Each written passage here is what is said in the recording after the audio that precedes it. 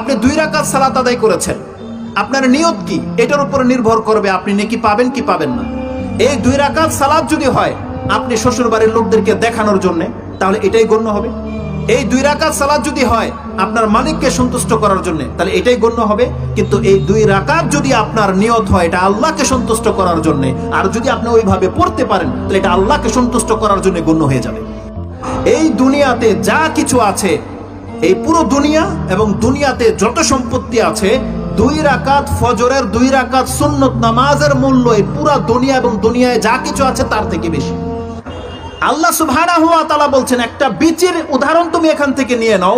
বিচি যদি সরিষার ফেলো আর এখান থেকে যদি সরিষার গাছ জন্মে, বান্দা তোমার নিয়ত যদি হয় জান্নাতের, তাহলে আল্লাহ সুবহানাহু ওয়া তাআলা এই নিয়ত থেকে তোমাকে জান্নাতি দান করবে। কারণ নিয়ত যা, ফল তা। আপনার যেই বিচি বুনবেন সেই ফল যেমন হয়, এটা আপনি কনফার্ম যে আপনি লাগিয়েছেন ফজলি, এখান থেকে ল্যাংড়া হওয়ার কোনো চান্স নাই।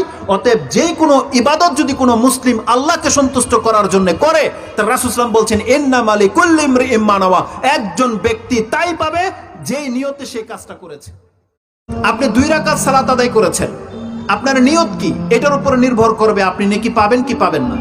এই 2 রাকাত সালাত যদি হয় আপনি শ্বশুর বাড়ির লোকদেরকে দেখানোর জন্য, তাহলে এটাই গণ্য হবে। এই 2 রাকাত সালাত যদি হয় আপনার মালিককে সন্তুষ্ট করার জন্য, তাহলে এটাই গণ্য হবে। কিন্তু এই 2 রাকাত যদি আপনার নিয়ত হয় এটা আল্লাহকে সন্তুষ্ট করার জন্য, আর যদি আপনি ওইভাবে পড়তে পারেন তাহলে এটা আল্লাহকে সন্তুষ্ট করার জন্য গণ্য হয়ে যাবে।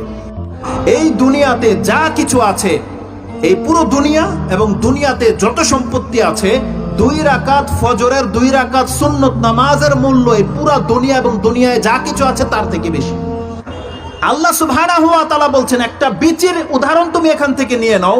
বিচি যদি সরিষার ফেলো আর এখান থেকে যদি সরিষার গাছ জন্মে, বান্দা তোমার নিয়ত যদি হয় জান্নাতের, তাহলে আল্লাহ সুবহানাহু ওয়া তাআলা এই নিয়ত থেকে তোমাকে জান্নাতি দান করবে। কারণ নিয়ত যা, ফল তা।